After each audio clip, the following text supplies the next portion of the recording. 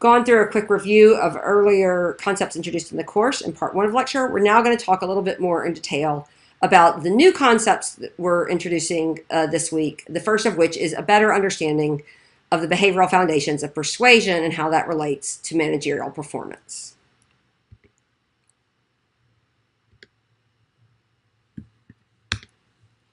So again, earlier weeks have helped a lot with sense making and judgment, but we haven't taken a formal look at exactly what concepts are basically underlying managerial performance, or the ability to design and implement a response to these issues raised in the case and justify this response. Again, for more of an external audience, or really any audience.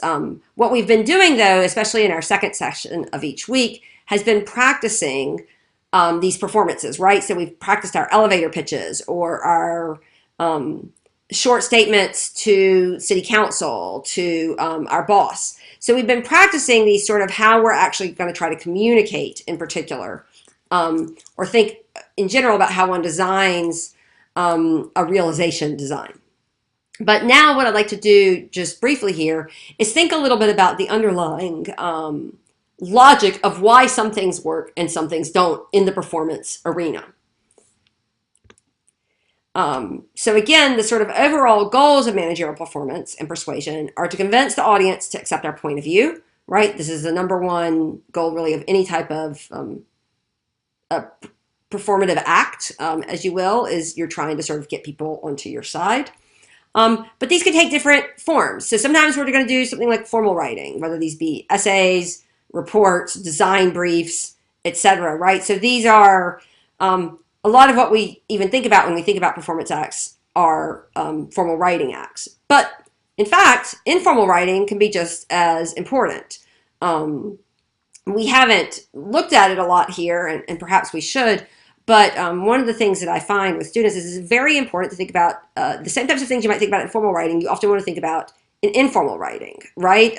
How you convey yourself, how you impress people, because again, you need to be able to do as effective a job at doing informal writing as formal writing, and some of the same types of principles hold. So you don't want to write long emails, for example. You want to sometimes, if you want to be informal, you can use all lowercase, but if you want to convey more of an authoritative impression, you might want to use correct punctuation and you don't use shortcuts.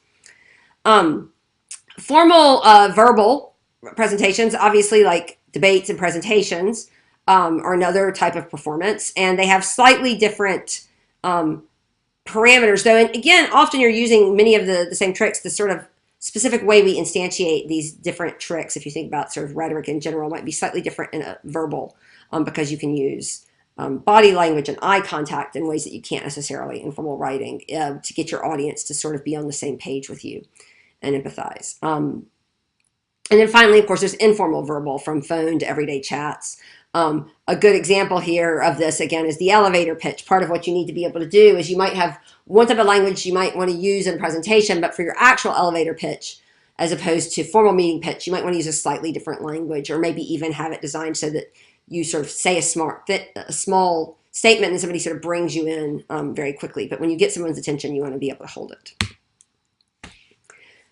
How then do we go about persuading an audience? Now, probably you've learned a million ways to do this, right? You're told always smile when you're in front of an audience, or, you know, maybe if you're teaching class, it's like be mean for the first month and then you start to smile because you are trying to persuade them to something different. Sometimes you want to act with passion. Other times you want to seem more objective and aloof. Do you provide a sound argument, or do you tell stories that catch their interest? Maybe you make a joke, maybe you don't. So again, there's sort of lots of different shall we call them parables of persuasion.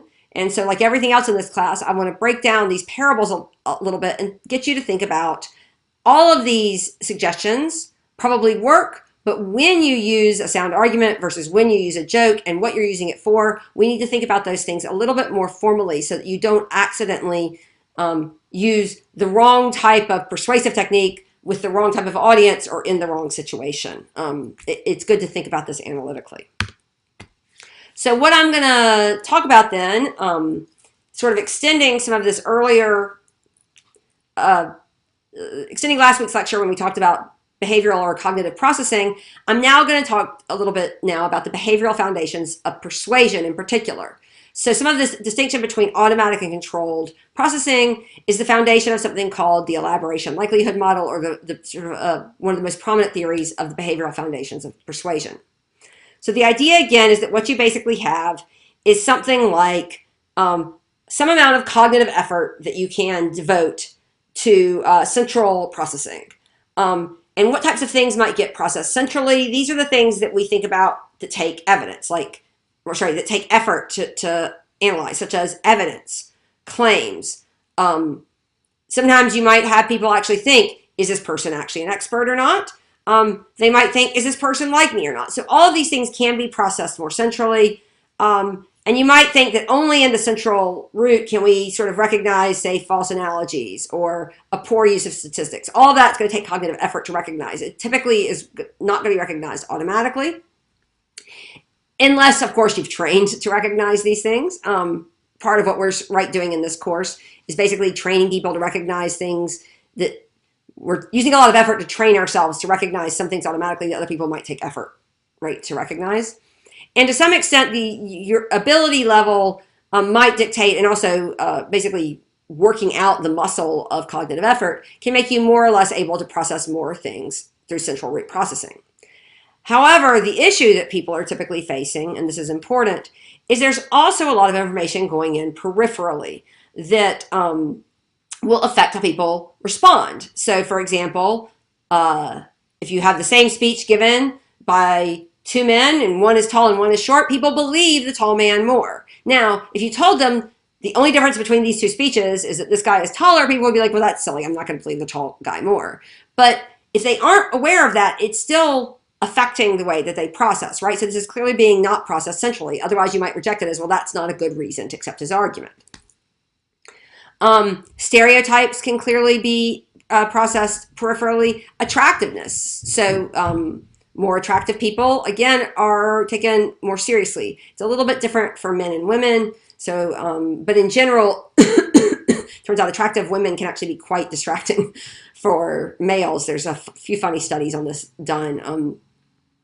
But these are basically, there can be things that people find that in essence line up. So when we talked about sense making, so when you see a well-dressed guy lying on the ground, then all of a sudden, whoops, he must need help. And you haven't realized that what you've done is say, well-dressed men don't lie on the ground, therefore, if he's a well-dressed man and he's lying on the ground, he must need help. You've processed a lot of that peripherally. You just think, oh my gosh, there's a guy lying on the ground, he needs help.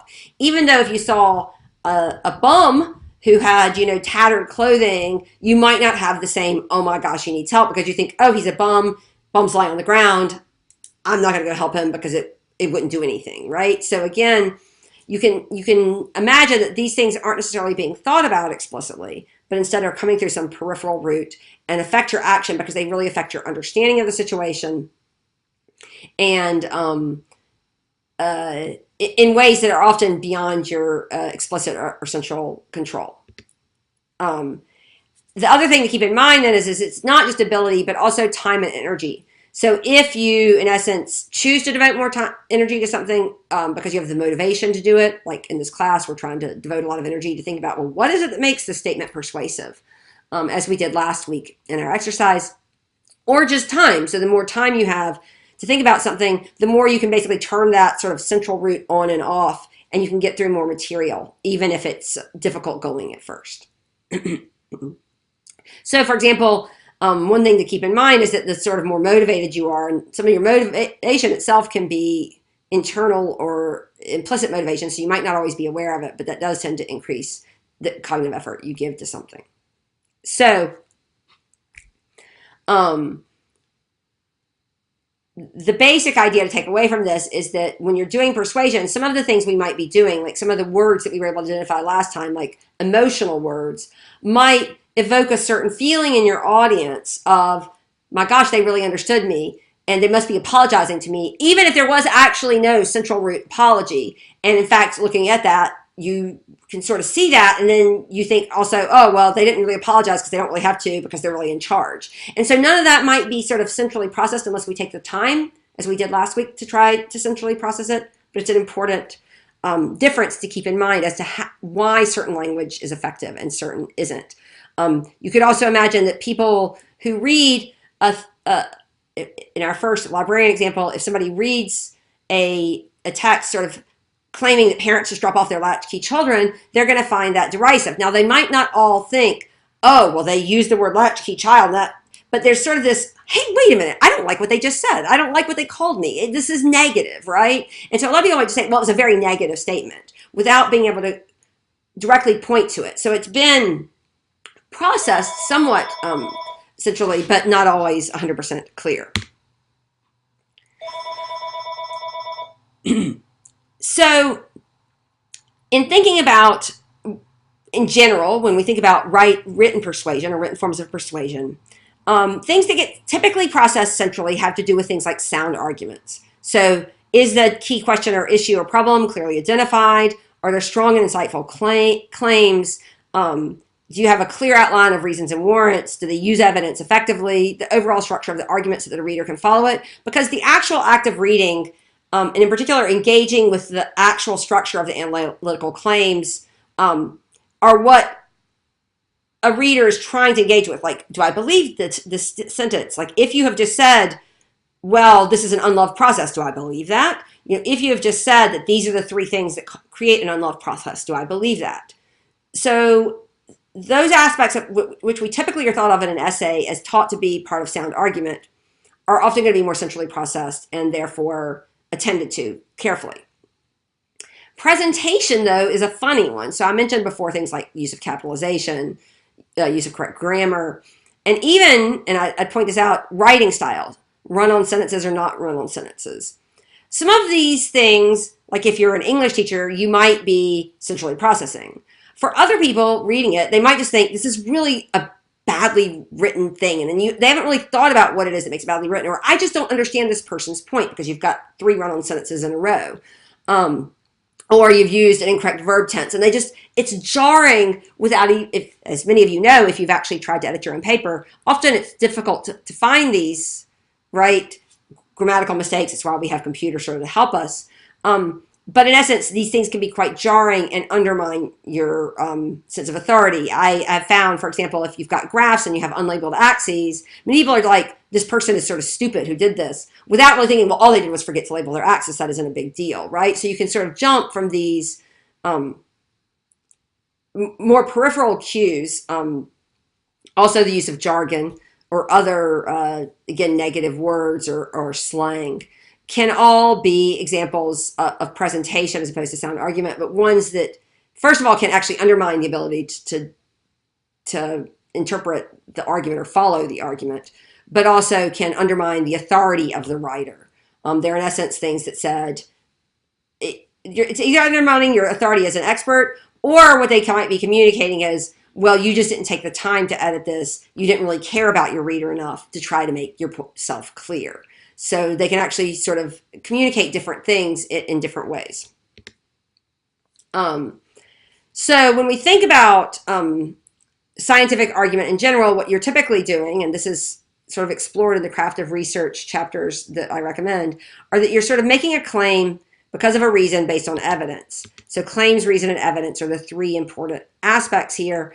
And basically, when you make a claim, you then give a reason for it, you give evidence, right? This is the sort of, I guess we should say, this is what the SAT essay question asks you to do even, right? That this is a basic argument. And the reason that it's so important to follow what might seem a boring format is because, in essence, it's lowering cognitive burden on your reader. It makes it easier. The more you,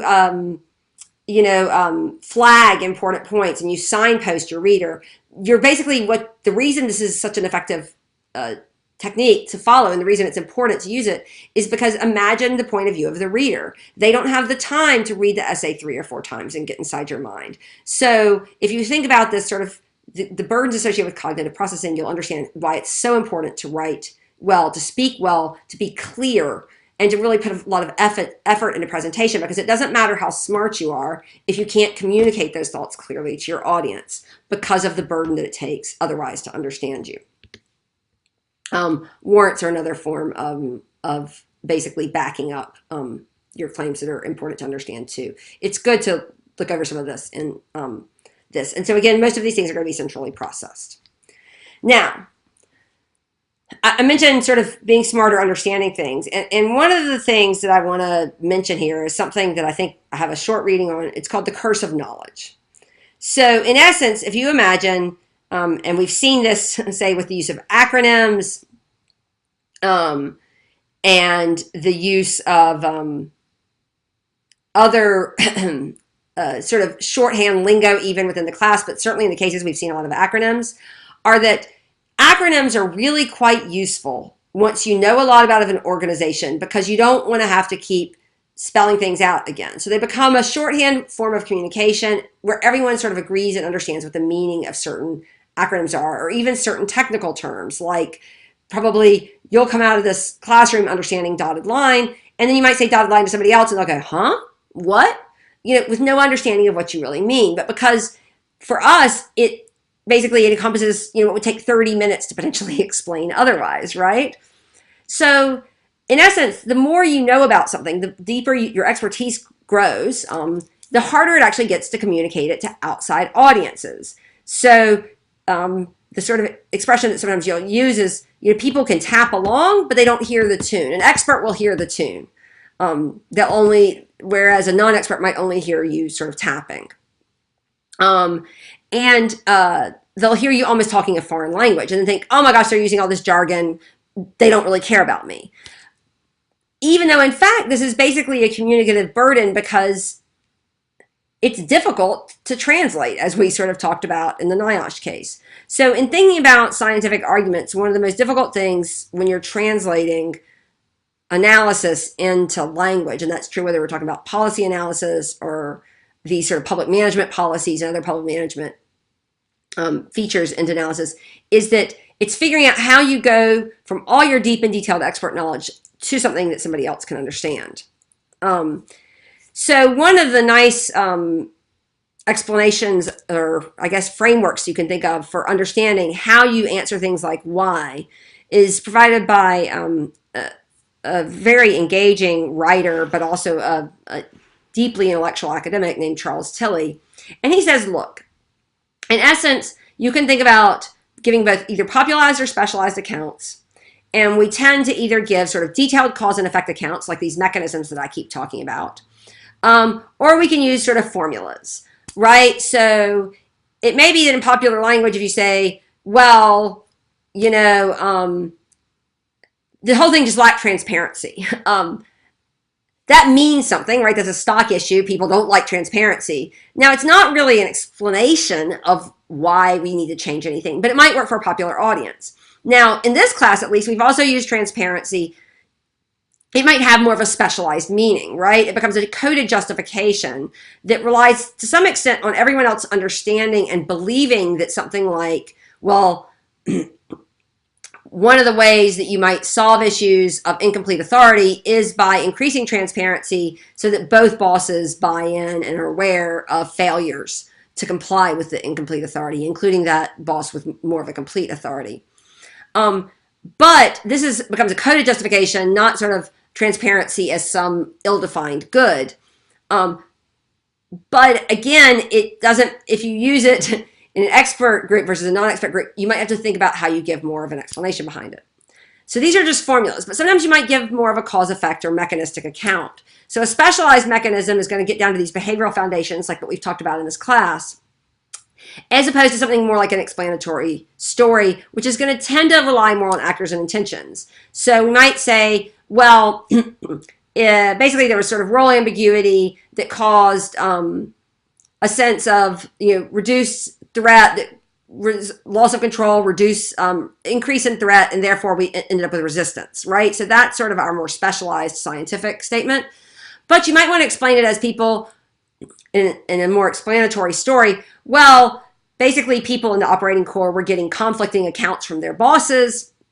They were being told to do one thing and say another thing, and therefore they got confused and thought it was just better to say nothing at all. Right? So again, that's more of an explanatory story as opposed to our more specialized account. Ideally, of course, you'll be familiar enough to be able to do both and code switch between our specialized and more popular languages when you leave the course. But I think it's important. The reason it's so important to get past the popular accounts into the specialized is because otherwise it becomes very difficult in novel or new situations to think about which knowledge you can extrapolate from one situation to another and which you cannot. So what are the types of stock issues that you might want to think about in policy proposals? Some of the, and this is true also for, we might want to think about what do we need to do? What benefits are being sought? So, oh, well, we really need to improve this process in order to increase the efficiency and effectiveness of the process, right? Suitability. So basically, you think about, is the proposed option going to be suitable or not? So this, again, is another type of stock thing. Practicality. Would it be too costly? Would it be effective, right? So these are the stock issues. It doesn't, interestingly enough, always tell us everything we need to know about how we analyze, right? We've talked about a more systematic approach, like our little strengths, weaknesses, opportunities, threat approach to analysis. But these are the issues we might want to use when we then translate that into code for a more popular audience. Also things like acceptable risk. So all of these are stock issues that can basically be addressed, by the way, through both central and peripheral routes. So in essence, we imagine that the thing, emotionally, it's an unloved process. In essence, that's sort of saying we're going to address your concerns, right, through an implicit route, while also saying more explicitly, NIOSH has decided to address this. So it says we're going to address your underlying frustration without ever saying we're going to address your underlying frustration. That has been communicated through our the NIOSH pitch that we looked at last week.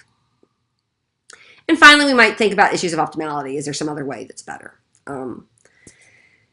So in essence, then when we think about managerial performance, we're going to think about argumentation. So this is this more explicit, reason, a claim because of reasons based on evidence associated with warrants. We might think about persuasion in general. In essence, what types of other both explicit and implicit cues we can give to think about how people's beliefs, attitudes, and behaviors are modified. So one of the things we think about with commitment is that once we get people to engage in certain behavior, they become more likely to engage in it in the future.